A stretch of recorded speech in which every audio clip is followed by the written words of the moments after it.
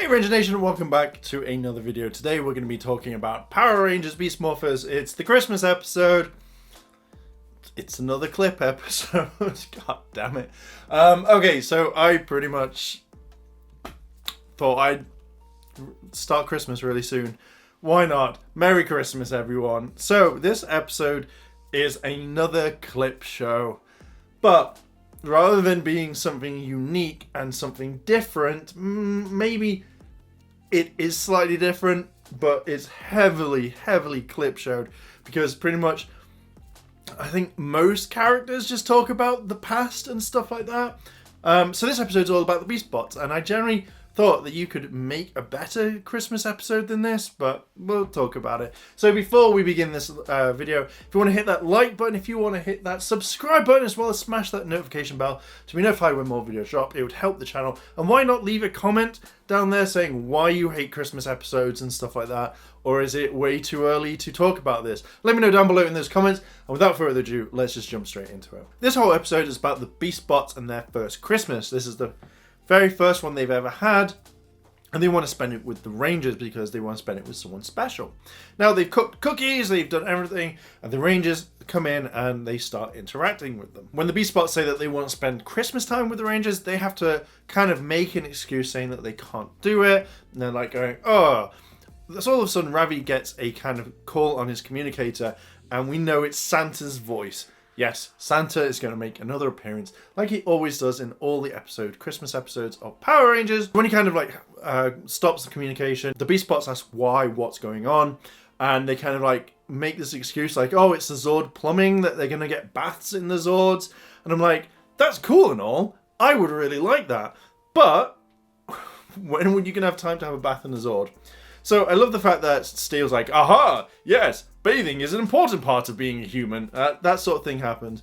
And then we get kind of clip shows and stuff like that. Now, one thing that I am a little bit kind of about is, I think in the Halloween episode, they say that they finished something, Scrozzle's on his own, but then all of a sudden in the Christmas episode, they're saying the Zords are destroyed. I always hate that there's no continuity. They either write the episodes way before or they kind of forget. It does kind of really annoy me, but on with the review. After they've all started remembering about the past, Devon busts in, says Scrozzle is downtown, and then all of a sudden he grabs Steel and they rush off downtown to meet Scrozzle. Now, Infernotron is the monster's name, in case I forget it. He is torching the whole city, or the area at least, and then Scrozzle is kind of working on a project like a Christmas tree, and the Rangers are wondering what's going on. Devon, Ravi, and Zoe all rush over to fight the monster, while Nate and Steel go off to actually defeat Scrozzle to kind of stop him what he does. They've already morphed at this point and they rush down. Now, I kind of like the whole Nate being a bit of a badass and says like, Merry Christmas, Scrozzle, or something like that. And then Scrozzle just literally attacks him and turns him into a bauble. Generally, that was actually interesting. Scrozzle has now this ability in his Christmas thing to turn them into Christmas ornaments. He calls up all these Tronics to actually attack Steel. We have so much Sentai footage that I have never seen this much used in one episode of Power Rangers Beast Morphers, because normally we get little bits, but this is more like probably, I think, maybe 5-6 minutes worth of just Sentai footage. So the Rangers are fighting Infernotron, and they're literally going to it. Now, one thing I really did like about this fight is when Infernotron is burning, attacking them with his fire, Devon just basically speeds through it, and it's just that look where he's just like, Merry Christmas. You know, you're not going to have a good New Year either. That sort of thing is along the lines of that. I really like that. I think it's just the angle that it was all at.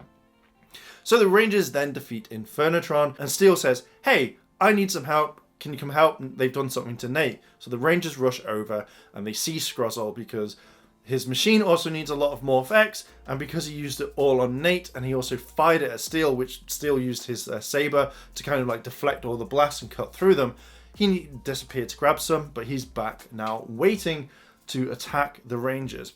He fires one blast, which then gets Devon and Zoe straight away, turns them into baubles. Then Ravi kind of rushes over, attacks Scrozzle, and Scrozzle kind of disappears. The Rangers now have the weapon that actually turned them into baubles, and they head back to the base. Now, we're back here.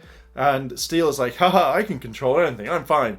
And he zaps Ravi straight into a bauble, and you're like, oh, well done, Steel. Why would you do this? Steel then turns around and says that he doesn't know how to turn them back. He doesn't know what's going on. And we get more of a flashback where Nate is like, hey, do you remember the time when we had two versions of you, when that whatever Tron actually came in and impersonated you? We get a flashback to that.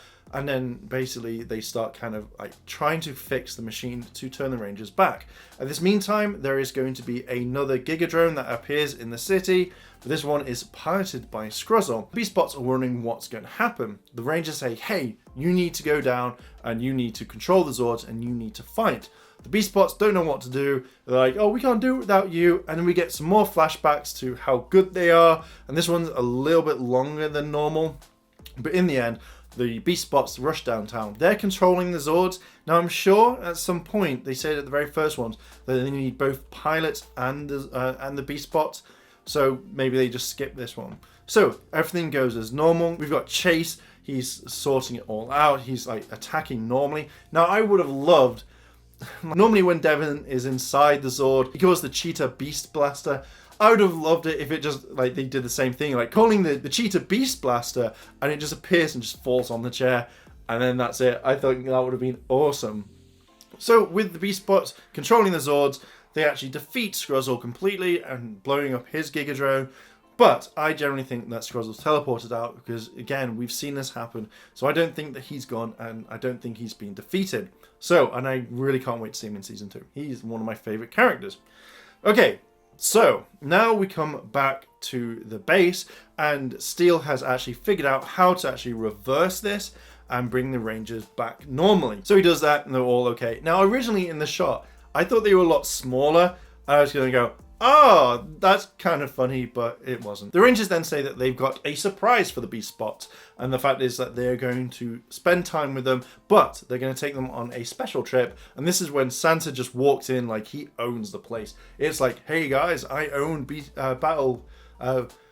Battle Force now, so haha.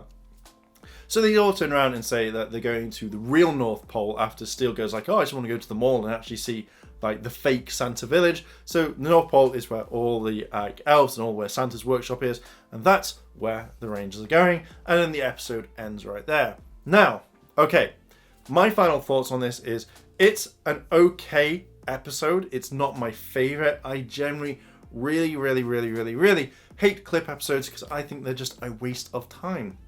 But with this one, we find out that it's a little bit more interesting. It's not always about clips, even though I think maybe 25% of this episode was all clips. I do like the generally really interesting story that they had. I do think that it could have worked a bit better.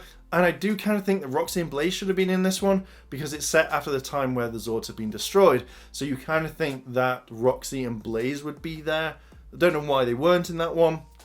Maybe they just off doing other things. In general, the episode was okay, not the best. I would have loved it to have it less clippy and more kind of a better story and had Roxy and Blaze kind of included because that would have been awesome. So I'm going to leave it there, Ranger Nation. What are your thoughts on this episode? Do you hate clip episodes the same as I do? Or are you okay with it? What did you think about the Christmas episode if you've seen it? And if you're watching it on Christmas Day, again, Merry Christmas. What are your thoughts? Let me know down below in the comments. And if you've liked this video, then hit that like button, hit the subscribe button, as well as that cheeky notification bell to be notified when more videos drop. And leave a comment and tell me all about this, or just comment about anything, don't mind. And with that, Ranger Nation, thank you very much for watching, and I'll see you in the next video.